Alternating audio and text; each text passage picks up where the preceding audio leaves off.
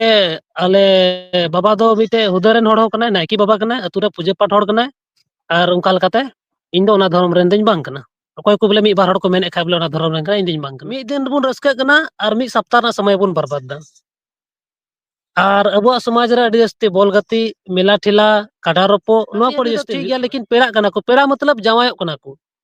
ᱡᱟᱶᱟᱭᱚᱜ ᱠᱟᱱᱟ ᱠᱚ ᱟᱨ ᱟᱭᱢᱟ ᱞᱮᱠᱟᱱᱟᱜ ᱱᱚᱰᱮᱱᱟᱜ ᱞᱟᱵᱷ ᱠᱚ ᱩᱴᱷᱟᱹᱣ ᱫᱟ। ᱡᱟᱦᱮᱨ ᱛᱷᱟᱱ ᱢᱟᱹᱡᱷᱤ ᱛᱷᱟᱱ ᱨᱮ ᱥᱩᱨᱩᱜ ᱵᱚᱱ ᱞᱟᱡᱟᱜᱼᱟ, ᱜᱚᱴ ᱴᱟᱺᱰᱤ ᱨᱮ ᱥᱩᱲᱟᱹ ᱡᱚᱢ ᱵᱚᱱ ᱞᱟᱡᱟᱜᱼᱟ, ᱥᱚᱨᱦᱟᱭ ᱮᱱᱮᱡ, ᱫᱚᱝ ᱮᱱᱮᱡ ᱟᱵᱚᱨᱮᱱ ᱠᱩᱲᱤ ᱠᱚ ᱞᱟᱡᱟᱜᱼᱟ, ᱯᱟᱹᱧᱪᱤ ᱵᱟᱸᱫᱮ, ᱯᱟᱹᱧᱪᱤ ᱰᱮᱸᱜᱟ ᱟᱵᱚ ᱵᱚᱱ ᱞᱟᱡᱟᱜᱼᱟ, ᱥᱟᱱᱛᱟᱞ ᱛᱮ ᱨᱚᱲ ᱵᱟᱡᱟᱨ ᱨᱮᱵᱚᱱ ᱞᱟᱡᱟᱜᱼᱟ। ᱟᱫᱚ ᱚᱠᱟ ᱞᱮᱠᱟᱛᱮ ᱟᱵᱚᱣᱟᱜ ᱟᱹᱨᱤᱪᱟᱹᱞᱤ ᱟᱨ ᱟᱵᱚᱣᱟᱜ ᱥᱚᱢᱟᱡᱽ ᱜᱤᱨᱡᱟᱹ ᱚᱲᱟᱜ ᱨᱮᱵᱚᱱ ᱵᱟᱯᱞᱟᱜ ᱠᱟᱱᱟ ᱢᱤᱫ ᱵᱟᱨ ᱦᱚᱲ ᱫᱚ, ᱪᱮᱫ ᱟᱫᱚ ᱟᱹᱫᱤᱵᱟᱹᱥᱤᱭᱟᱜ ᱫᱚ ᱪᱮᱫ ᱜᱤᱨᱡᱟᱹ ᱚᱲᱟᱜ ᱨᱮ ᱵᱟᱯᱞᱟ ᱟᱨ ᱢᱚᱱᱫᱤᱨ ᱨᱮ ᱵᱟᱯᱞᱟ ᱱᱤᱭᱟᱹᱢᱮ ᱢᱮᱱᱫᱟ? ᱪᱮᱫ ᱩᱱᱤ ᱠᱟᱱᱟᱭ ᱟᱹᱫᱤᱵᱟᱹᱥᱤ ᱚᱠᱚᱭ ᱫᱚ ᱜᱤᱨᱡᱟᱹ ᱚᱲᱟᱜ ᱨᱮ ᱟᱨ ᱢᱚᱱᱫᱤᱨ ᱨᱮ ᱵᱟᱯᱞᱟᱜ ᱠᱟᱱᱟ? ᱩᱱᱤ ᱫᱚᱭ ᱵᱟᱝ ᱠᱟᱱᱟ। ᱟᱥᱚᱞ ᱟᱹᱫᱤᱵᱟᱹᱥᱤ ᱫᱚ ᱚᱠᱚᱭ ᱠᱟᱱᱟ? ᱚᱠᱚᱭ ᱫᱚ ᱟᱹᱨᱤᱪᱟᱹᱞᱤ, ᱟᱵᱚᱣᱟᱜ ᱯᱟᱨᱛᱷᱟ, ᱨᱩᱲᱤ ᱯᱟᱨᱛᱷᱟ, ᱢᱚᱛᱞᱚᱵ ᱟᱵᱚ ᱚᱠᱟ ᱴᱷᱤक ᱜᱮᱭᱟ न्यूज बिहार तलारे सनम सगुन दाराम नितो पे नेले कना मिटे शख्स जो बोले अबो समाज तला जाने माने और कान तबना जाने माने मिटे यूट्यूबर कान तबना जाने माने मिटे ब्लॉगर हो कान तबना आ जाने माने सामाजिक सुसरिया हो कान तबना आयमा लकाना नुया ऊपर एक मेना को बोले नुई बेवाद रगे तहे होगना निकाना कथा बुझेल ने होगना आर मरा रे बहा इन तरफ खय जोहार गे तो मड़ांग रे अडी अडी सरहाव जे बोले आमाग चैनल रे मीद बार कथा दोहय ना मौका इमाᱹᱧ ᱠᱟᱱᱟ सावते आम अडी अडी सरहाव बोले दिशा किदिᱧᱟᱢ आर सेंद्रा ᱧᱟᱢ कते बोले मीद बार कथा दोहय ना मौका इमाᱹᱧ ᱠᱟᱱᱟ ओना सावते तिनाᱹᱜ दिसᱚᱢ ᱵᱚᱭᱦᱟ ᱠᱚ ᱧᱮᱞᱮᱫ ᱛᱟᱵᱚᱱᱟ गोगो बाबा बॉयहा मिश्रा को आर अबुआग सान्ताल अरिचᱟᱹᱞᱤ अडी मज सगाई मेना तबुन सगाई तबुन तोल अकान सनाम कोगे अडी अडी सरहाव आ जतो को मड़ांग रे इन सेद खन जोहार आमा दा उपरूम ना दो कोई ये मोहताज बनुआ से एन बोले उपरूम एम लखा अडी नपाय हुआ उपरूम इᱧᱟᱹᱜ ᱫᱚ ᱟᱹᱰᱤ ᱟᱪᱪᱷᱟ ᱞᱟᱹᱭ ᱜᱤᱧ ᱟᱹᱰᱤ ᱡᱟᱹᱨᱩᱲ ᱜᱮᱭᱟ ᱩᱯᱨᱩᱢ ᱟᱯᱱᱟᱨᱟᱜ ᱞᱟᱹᱭᱟᱹᱜ ᱤᱧᱟᱹᱜ ᱧᱩᱛᱩᱢ ᱫᱚ ᱵᱟᱵᱩᱫᱷᱚᱱ ᱴᱩᱰᱩ ᱠᱟᱱᱟ ᱟᱨ ᱞᱤᱴᱤᱯᱟᱲᱟ ᱯᱨᱚᱠᱷᱚᱸᱰ ᱯᱟᱹᱠᱩᱲ ᱡᱮᱞᱟ ᱡᱷᱟᱲᱠᱷᱚᱸᱰ ᱟᱨ ᱯᱷᱤᱞᱦᱟᱞ ᱫᱚ ᱟᱵᱚᱣᱟᱜ ᱥᱚᱢᱟᱡᱽ ᱨᱮᱱᱟᱜ ᱪᱮᱫ ᱞᱮᱠᱟᱛᱮ ᱟᱫᱚᱜ ᱠᱟᱱ ᱛᱟᱵᱚᱱᱟ ᱪᱮᱫ ᱞᱮᱠᱟᱛᱮ ᱟᱵᱚ ᱵᱚᱱ ᱵᱟᱧᱪᱟᱜᱼᱟ ᱪᱮᱫ ᱞᱮᱠᱟ ᱛᱮᱵᱚᱱ ᱞᱟᱦᱟᱜᱼᱟ ᱚᱱᱟ ᱪᱮᱫ ᱨᱮ ᱢᱤᱱᱟᱹᱧᱟ ᱟᱨ ᱪᱮᱫ ᱞᱮᱠᱟ ᱛᱮᱵᱚᱱ ᱨᱟᱹᱠᱷᱤ ᱡᱚᱜᱟᱣ ᱟᱵᱚᱣᱟᱜ ᱥᱚᱢᱟᱡᱽ ᱚᱱᱟ ᱠᱩᱨᱩᱢᱩᱴᱩ ᱨᱮ ᱢᱤᱱᱟᱹᱧᱟ ᱵᱚᱞᱮ ᱠᱟᱹᱴᱤᱡ ᱢᱟᱪᱷᱟ ᱠᱩᱨᱩᱢᱩᱴᱩ ᱥᱮ ᱥᱩᱨᱩᱣᱟᱛ ᱠᱟᱱᱟ ᱟᱨ ᱚᱱᱟ ᱠᱩᱨᱩᱢᱩᱴᱩ ᱨᱮ ᱢᱤᱱᱟᱹᱧᱟ बाबूधन टुडू अड्डी नपाय अड्डी रस्को चिदा आम संगते गालमराव लगी तो अड्डी ये ख्वाहिश तहे कान दिए जो बोले कान चेरक कान तबो नाम जो बोले समाज चिरगल लगी मिटेन अड्डी बढ़िया मिटेन मिसाल कान तबो नाम चिदा टेन शुरू खलांग एहबा आमा जो शुरू खम नियम कमी में होन चिदा आम एहम ना कमी चे नेलते में एहम ना अबो समाज रे कमी सामाजिक रना बोले बाको मेना बोले आम समाज चेक नजर तेम नेला आम उनका गेम ᱧᱟᱢᱟ अदो इन जब थोड़ा थोड़ी ब्लॉगर मतलब यूट्यूब रे वीडियो डालाव थाना दाड़ान कान थाना लहा दो जगह रेना वीडियो बना बड़ाय कान थाना बोले चेक लका नोंडे चेक लका तम हजुआ से नोंडे ना विशेषता चेक कना ओना को बारेते इन बाद दाड़ा दाड़ा तिन नेल किदा जे बोले अबुआ समाज रे आयमा लकाना कोचलन हुयुग कना से शोषण हुयुग कना अत्याचार हुयुग कना उना अकोय गे बाकू रोड दा अकोय गे बाकू रकाब दा सोशल मीडिया रे मी बार एटा जात न्यूज रिपोर्टर को मेना को से यूट्यूबर को मेना को उनको चेक को चिकायदा बोले अबुआ अकोय आदिवासी अकोय सांताल हपन कना बुन अबुआ दुख विपद बाकू उदुदा अडी गे हाईलाइट लेन खा को उदुदा आर खा बाकू उदुदा अदो उनाते इनका केदा बोले अबुआ दुख विपद उदुगाय अकोय उनाते इनका दा चलो बाय बाय ते जहां लका कान गे सोशल मीडिया रे अपना हॉड़ अपना दुख विपद उदुक हुआ बोले जेमन उना विपद दुख विपद सोशल मीडिया रे रकाब लेन खाय जेमन अगला हॉड़ हो बोले मिटे संदेश को नाम आर मिटे सिखावना को नाम ओना मिटे मकसद तहेना आर जेमन ओनेन को हॉड़ जहाना गणो को नाम सरकार से खोय से पदाधिकारी से खोय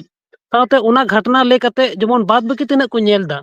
उनको जेमन को सतर्क को आर को मेन बोले नुंकाना घटना अबु सला हुई दाड़ा ओना इते हमेशा सतर्क तहन हुआ नुंका मी बार हुदिस कते बोले अब इनी एहब किदा आर उनका कथा आपे को दया दुलार अडी मज हेना दिसम बुयावा जो थोड़ गणो गपड़ोते बोले मोटामुटी अबुआ रेन तो 50,000 सब्सक्राइबर मेना बुना ना लगे अडी सराव आर ओना गे कुरुमुटु मेनेया बोले अबुआ समाज चिकाते बंचा चिकाते बुन लहाआ आ चेक लकाते अबुआ समाज बुन रुखिया दोहया चेक लका को रुखिया दो केदा बुरन हापड़ाम को उनका चेक लकाते अबु नितो बुन रुखिया दोहया अबुरन पीढ़ी लगी अच्छा मिटेन उसरती सवाल कुलिया गोंगे मी समय आम जेहेलम चलावना जेहेल परे आम भितरीम तहे कना ओना परे रे आयमा ढेर यूट्यूबर आम ऊपर रे आयमा लकाना जो बोले इसई मेन ते को मेन दाम इसई कना नी हर दो ईसाई कनाय अब समाज विरोधी कनाय निंका निंका कथा माल कना नाना प्रकार यूट्यूबर को मेनता निये बारे ताम चे मेन किया बोले उन्हें बको मेना बोले जतो होड़ा जतो लकना गुण मिना तबना और बोले जहां की अगर उना कथा रोड दा तो उनिया सोच विचार उनी उना धारा मिना तया उनी आज आया नजर ते चेक लका चो नेलें कन उना नजर ते आया व्यक्तिगत राय दोहयदा से आया मनसाय दोहयदा बोले आया हुदिस चेक कान तया इन नेल कते उनी ओकाटे आए सेट दिंग कना बोले नुई दो नवा कैटेगरी रन होड़ कना अदो उना दो उनको हड़ को मेन दड़े कोई हड़ दो उना नजर ते को नेल दा बोले नुई धर्म विरोधी कना से मी बार हड़ को मेना थना ऑलचिकी विरोधी कना और बांखा तो जेल बोलो लहार ना ओका वीडियो नेल लिखाय बोले पर्सनल दो इन दो ऑलचिकी ना बइन विरोध कदा इन दो खाली इंटरव्यू हता बड़ा का तो मीटन वीडियो हो उनका बाम न्यामा से बोले इन ऑलचिकी ना विरोध दा मी बार हड़ को फोन बड़ा दिया हिंदा दादा हम दो ऑलचिकीम समर्थन कना से विरोध कना अदा इनको कॉल रे जवाब इन मा को बोले ओका ऑलचिकी कना नुआ दो इन बइन पढ़ाव कना एकदम निहाती अबु संताल समाज रे लगी कना अबु पहचान कना उपरुम कान तबुना अडी मौज गया लेकिन उना मौज ते जब तक बन स्टडिया इन हबी दो बांदो फुल उनाई सपोर्ट दड़या और बांदो उनाई विरोध दड़या उनाते इन दो न्यूट्रल गी मिनिया इन मौज ते ऑल चिकिन चीदा लिखाइन जुखाइन तुलाइन आ जुदी मी बार भूल चुक मिना लिपि रे तो मी बार बुन संशोधन और चिकाय बुन लागू चुका बुन लेकिन फिलहाल दो बांदो समर्थन रे मिनाइन और बांदो विरोध रे मिनाइन उनकाना जवाब इन मा को थना लेकिन सोशल मीडिया दो नित हबी दो अरिन रोड़ा बोले इन दो सपोर्टर कनाइन से विरोधी कनाइन लेकिन हर उन्हें बको मेना बोले अकुआ नजर ते नेल कते उनको इन बारे को रोड़ दा और बांदो इन दो ओकाटा धर्म को मेने काना धर्म रन करिन इन दो अबा संताल समाज रन कने और मिटे आले बाबा दो मिटे हुदरन होड़ कना नायकी बाबा कना अतुरे पूजा पाठ होड़ कना और उनका लकाते इन दो धर्म रन दिन बांग कना अकोय को बोले मी बार होड़ को मेने खा बोले धर्म रन कना इन दिन बांग कना मेन पॉइंट बुन सेंद्राया लांग जो बोले अब मेन जड़ कना बोले समाज बड़ी जो बोले अब करन कुड़ी कोड़ा को बड़ी जो कना गलत दहार को चला कना मेन रीजन चेक कना बोले बड़ी जो रना हो बोले अब समाज तायनम से चला रना समाज बड़ी जो रना रीजन चेक कना है बोले मेन पॉइंट ले मेना मा एमाडी कुड़ी तिया मेना समाज रे लेकिन मेन पॉइंट चे मेना मेन पॉइंट एम नेल लेखा बया नोंडे बोले अबु दो अड़ी जास्ती रस्कवना होड़ कना बुन उना मौज कथा कना लेकिन अबु इना हद हबे बुन रस्क कना बोले मी दिन बुन रस्क कना और मी सप्ताह ना समय बुन बर्बाद दा और अबु समाज रे अड़ी जास्ती बॉल गति मेला ठेला काडा रोपो नो को जास्ती हुई कना उनाते आयमा लकना अबु समय बर्बाद हुई कना अबु जम ᱧᱩᱨ बुन ताहन कना और अबु ओका कमी कना ओलो पढ़ा गिदरा उना को नेल चिदा मान लिया अतु रे बॉल गति हुई कना तो उना अतु रन तिना गिदरा बिना को ओलो पढ़ा को उनको दो उना बॉल गति नेल लगी चिका को स्कूल को अगु को से स्कूल को एब्सेंटा तो उंडे मिटे अड़ी मारंग क्षति हुईना साथे उंडे को अबु समाज ना जहाना लाभ बनो उंडे ना दुकानम नेल लिखा उंडे ना जहाना लेकान सामान गेम नेल लिखा उना दो एटा जता तहन कना पर जता तहन कना तो अबु चे लाभ बुन ᱧᱟᱢ दा अदो मेन पॉइंट एम नेल खा बोले अड़ी जस्ती मेला ठेला हुई कना बॉल गति कड़ा रपो इसके बाद शिक्षा ना अभाव अबुरन गिदरा पिदरा अड़ी कम बुन पढ़ा होचे को और गाय गुपी मेरम गुपी हाना नवा बुन कूले को और इना बाद एम नेल लिखाय बोले अबु दो शिक्षा ना विशेष अभाव मेना तबना तो मी बार रिजन मेना बोले और दूसर कथा कना जे बोले जहां की अबु बुन नौकरी चाकरी कना जहां प्रत्येक व्यक्ति कना बुन प्रत्येक होड़ अबुआ समाज लगी थोड़ा गान हो चिंता भावना बनुत तबना गिदर पिदर चे चिदा ओकाते चला कना ओकारे तहन कना से अले अतुरना जाहिर थान ओका अतु होड़ा पहचान उपरुम संताल आदिवासिया उना चे लका मेना मंजी थान चे लका मेना ते सगay नोंडे पालनोक कना से बाम पालनोक कना मी बार अगुना बको मेना अबुरेन कोई लाहाते अबुरेन हपड़ाम को कना को उनका को मेना बोले माधोसी बतरते चे चंपा गाड़ खो को दड़ लेदा बang मारोटी बतरते तो दड़ लेदा को तो नितो उनको कोई एटा जत कना को जब अबुरन होड़ उनको ठे चिदा को दड़ लेदा चिदाते अबुरन बहु बेटी ठे उनका नजर बड़ी नजर था कान तकवा लेकिन नितो अबु चे बुन चिकेदा अबुरन होड़ कोई कना को उनको पर्जत चे बुन पेड़ा कना बाबा जना बुन पेड़ा कना कोड़ा होड़ बुन पेड़ा कना और बाय बाय तो चे कना मिसालोक कना बुन अबुरन गिदर पिदर हो उनको ठे को गाती कना गाती हबी तो ठीक गया लेकिन पेड़ा कना को पेड़ा मतलब जावायोक कना को जावायोक कना को और आयमा लकाना नोंडेना लाभ को उठादा अदो उना लकातम नेल लेखा बोले समाज बड़ी जोरना जतो को लट्टू कारण कना बोले अब बन ऑल पढ़ा कना शिक्षित कना बन लेकिन समाज रना रेंगे अडी कम होटे तान कना आम ऑल पढ़ा में शिक्षित में नौकरी चाकरी में जतवा चिकाय में लेकिन मी हिस्सा समाज रना दया दुलार थोड़ा गान दो दोहय में आर नितो जैसे अब कारण दो मी मीटिंग को हैं मिया बोले ऑल पढ़ा में तकरीबन नहीं तो अब कम से कम 5% 100 रे कम से कम 80% हर पढ़ावा 80% हर पढ़ाव रे चिकाते मेन किया बोले बाकू में लुतुरा कना पढ़ा मा पूरा हेना को बोले पढ़ा कना बुन मोज कथा कना बोले पढ़ा ना मतलब दो चे बुन पढ़ा कना बुन किताबी ज्ञान बुन हताव दा मोज कथा कना बोले किताबी ज्ञान साव सावते लेकिन अब बाहरी नॉलेज अड़ी जरूरी गया जैसे आयमा अतु रे उनकान शिक्षित हर मेना को उना अतु ना जगह को अखरिन चबा किदा उना अतु रे सोहराय बांग हुयुक कना उना अतु रे अको आदिवासिया अरिचली लेकाते बापला कना उना बांग हुयुक कना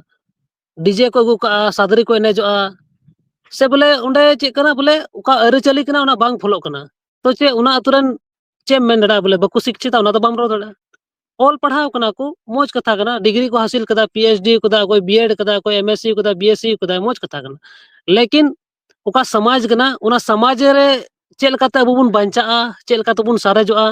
जैसे नितो मी बार बुन नेल लिखाय बोले अबुरेन होड़ दो गोड टंडी रे पूजा जाहिर थान रे पूजा चला कोते उंडे आमाड़ को गणो को कान थाना जागे सुड़ा हुयुक कान थाना पूजा पाठ करते प्रसाद को हटिने कान थाना को सुड़े कान थाना को लेकिन नितो अबु होड़ बोले अबु डेवलप बुन लिखा कना ऑल पढ़ाव नबुन बोले जाहिर थान मंजी थान रे सुरुप बुन लाजा गोड टंडी रे सुड़ा जम बुन लाजा तोरहा एने दोंग एने अबुरेन कुड़ी को लाजा पंची बांदी पंची डिंगा अबु बुन लाजा संताल ते रोड बाजार बुन लाजा अदो ओकाल कते अबु अरि चले अबु समाज दो बंचा अब बुन ऑल पढ़ाव कना अब एन निये बुन बगी दा चिदा कारण कना बोले अबु अबुरन गिदरा उनका बाबू प्रेपेयर को जैसे अबु मेलार बुन नेल लिखा अबुरन गिदरा हबर कते दिबी नेल बुन चला कना गिदरा हबर कते निंदा जात्रा नेल बुन चला कना बॉल एने नेल बुन चला कना कड़ा रोपो नेल बुन चला कना और कटी खोय गे अबुरन गिदरा दो बहर रे नुवा बुन इमा को कना जे बोले आम हो लटू कते दो नुका गे मेला ठेला नेल चला में और आमरन गिदरा हबर कते चला में सातम नेल लिखा बोले मी बार बाबा जुना को गिदरा को मनाया का बोले हिंदा बेटा हंडी दो अलम न्यूया लेकिन उनी बाबा जुना के चे मितया हिंदा बाबू दू फलना तको ठे को हंडी अगुइन में से बांग हिंदा बाबू दू हांडे को हंडी अगुई तला में अतो इना रोड ना मतलब आमा बड़ी अगर कमी मिना तमा से बड़ी आदत मिना तमा तो उना तीसो आमरन गिदरा सामंग रे अलम कमिया और बांखा उनी गिदरा दे नेल चिदा उना इना मेन जोंग दो कना विशेष कारण कना बोले अबु समाज लगी बोले अबु रेंगे बनु तबना विशेष कारण उना कना और उना एतिगे अबु दुबुन आदो कना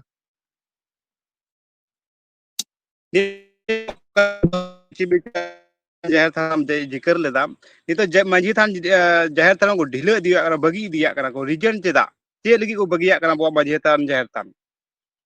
अडमोज नित तरह बोले अडमोज कुकली के दाम बोले अडमोज कुकलीम दो केदा बोले मंझी थान और जाहिर थान ढिला कना चेदा मंझी थान और जाहिर थान ढिला रना कारण दो कना अबु आदिवासी बुन लिखा कना अबु दो मंदिर रे पूजा बुन हब किदा देवी कली राम लखन हंकु नकु पूजा पाठ बुन हब किदा साथे अबु दो गिरजा ओड़ा गिरजा बुन हब किदा अदो गिरजा ओड़ा रेम गिरजा देवी कली ठेम पूजया मंदिर रेम पूजया तो चे जाहिर थान और मंझी थान तो जहां को पूजया हिड़िन दकु अदो कारण कना बोले अबु ओकय आसल आदिवासी कना बुन अबु ठे नितुम सारे कना और मी बार जिनिस सारे कना और बांखा दो जतवा बुन बदल चुकोना हरो बुन आट किदा रोड हो बय ते बदलना रोड बदलना हरो किचरी बदलना पूजा पाठ हो अबुआ जहां थान मंझी थान बांग कते अबु मंदिर रे और गिरजा ओड़ा बुन पूजा पाठ दा इसके बाद सावतम नेल लिखा बापला हो अबु मंदिर बुन बापला कना मी बार हर दो गिरजा ओड़ा बुन बापला कना मी बार हर दो चे अदो आदिवासी अदो चे गिरजा ओड़ा रे बापला और मंदिर रे बापला नियम मेंदा चे उनी कना आदिवासी कोई दो गिरजा ओड़ा रे और मंदिर रे बापला कना उनी दे बांग कना आसल आदिवासी दो कोई कना कोई दो अरि चली अबुआ प्रथा रूढ़ी प्रथा मतलब अबु ओका अबुरन हपड़ाम को होते थे घर जमाई हे इन तबुना दौड़ा चितारा बापला रही रे दे और अडी मौज अबुआ मिना तबुन दा बापला दोंग एने लागड़े एने सबांग काराम बिनती जाहिर थान मंझी थान नुमा को दो अबु दबुन हिड़िन दा अबु दो विशेष कारण एम नेल लिखाय धर्म लिखा तो अबुआ धर्म बुन बगियोदा जाहिर थान और मंझी थान आमे मेन केदा साथे रोड लांदा ते बुन बगियोदा इसके बाद अरिचली बन आद केदा खाली नितुम ते अबो दोबन लेखा कना बांगमा अबो दोबन संताल कना लेकिन असर संताल आदिवासी दो उनी कना अकोय दो अबुआ अरिचली लेकाते बापला कना अबुआ अरिचली लेकाते मंजी ता जहां थारा डबो जोहार दा अकोय दो अबुआ अरिचली लेकाते दोंग एने लागड़े एने बड़ाया बिनती बखेड़े बड़ाया बिया करम बखेड़े बड़ाया और साथे हरो बांदी बड़ाया बलाया जोहारे बड़ाया डबो जोहारे बड़ाया अनहारिन हुइहारिन बहयार में बहयारिन निया को मिबार अबो का सगाई कना अडी मोज नो सगाई बड़ाया उनी कान गया असल आदिवासी दो अकोय हाथ मिला उनी आदिवासी बांग कना अकोय बाबा हपन उनी आदिवासी बांग कना अकोय मंदिर डबो का उनी आदिवासी बांग कना और साथे अकोय गिरजा ओड़ा रे और मंदिर बापला उनी आदिवासी दे बांग कना अच्छा मीटे नोडे में बोले में था ईसाई और हिंदू नियम अंते मीटे संवैधानिक अधिकार कान तको बोले आर्टिकल 25 पे में दाम जहां धर्म पंजा दड़या निय बारे हम चे मेन के तो पंजाए कना होड़ एकदम अडी मोज कथाम सवाल किदिया बोले आर्टिकल 25 मतलब भारत ना संविधान 25 अनुच्छेद 25 ए मेनदा जे बोले आम आमा धर्म बारतेम प्रचार दड़या आम आमा धर्म जहां कुसिया खाए आमा धर्म अपना दड़या आम भारत रन होड़ कनाम जहांटा धर्म गेम अपना दड़या नुआरे कोई आपत्ति बनुत तिया एकदम धर्म अपनार में लेकिन इना मेन जोंग दो कना आम आमा अरिचली आलम आदा अरिचली चे कना अरिचली बापला कना अरिचली सगाई कना अरिचली दोंग लागड़े कना अरिचली मंजितान जहर थान कना आमा जात ना पहचान चे कना जात ना पहचान दो कना आमा व्यवस्था आमा रूढ़ी प्रथा आमा डबो जोहार आमा एने सिरिंग आमा मंजी थान जहर थान आमा दौड़ आमा रही आमा घर जमाय नुआ कान गया आमा पहचान दो अदो इन बई धर्म जहांटा के अपनार में आपत्ति बनुत तिया लेकिन आम आमा अरिचली को आलम बदलवा अदो चे जहां मिटे मंदिर रे बापला कान चे आदिवासी ओना धर्म कना बोले मंदिर रे बापला से मिटे अदु मंदिर रे बापला कना चे चिकायदा भगवान समांग रे किरिया जम दा बोले तिहिन दो लेलिन मिट ठेजो कना और जुगे जुगे नुआ जन्म लिन पारमा ठीक लेकिन मंदिर रे बापला कते भगवान समांग रे किरिया जम किदा उना दो कना हिंदुआ क्रिश्चियन इसे धर्मम नेल लिखाय गिरजा ओड़ा समांग रे यीशु मसीह समांग रे किरिया को जम दा बोले आम समांग रे किरिया लिन जम दा और अलिन नुआ जन्म मोज तलिन खंडावा और संगे तलिन बितवा यीशु मसीह क्रिया किन जम दा यीशु मसीह समांग रे लेकिन आदिवासी दो चे कना को आदिवासी दो दिसम मोड़ समांग रे दौड़ चितान रे सिंदूर और चे मेना दिसम मोड़ सकी तहन पे दिसम मोड़ समांग रे नुई इन बहुइन अपनार दी कना और संगे तलिन तहना और अलिना जीवन मुचाद हबी मोज तलिन खंडावा अगर अलिन तला रे झगड़ा हुआ तो दिसम मोड़ को बिचारा अतु होड़ को बिचारा मंजी बाबा बिचारा उना आया तगी दिसम होड़ समांग रे आदिवासी दो को बापला और आदिवासी हाड़ाम बुढ़ी झगड़ा दो दिसम होड़ गी को बिचारा दिसम होड़ यानी मंजी बाबा परगाना गुडित परानिक नुकु गी को बिचारा